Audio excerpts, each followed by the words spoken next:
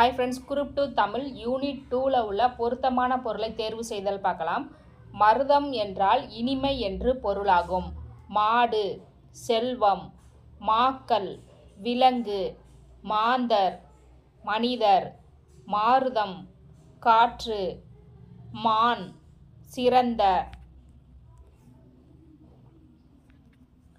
முருகு, அழகு, முகில், மேகம், முகை, மொட்டு, முனிவு, சினம், மேதி, எருமை.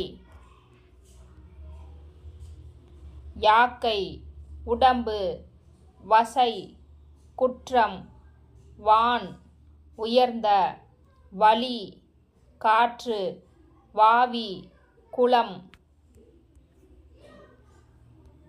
விசும்பு, வானம், விழுமம், சிறப்பு, விரல், வெற்றி, விபுதர், புலவர், வெற்பு, மலை, வேதம், மறை.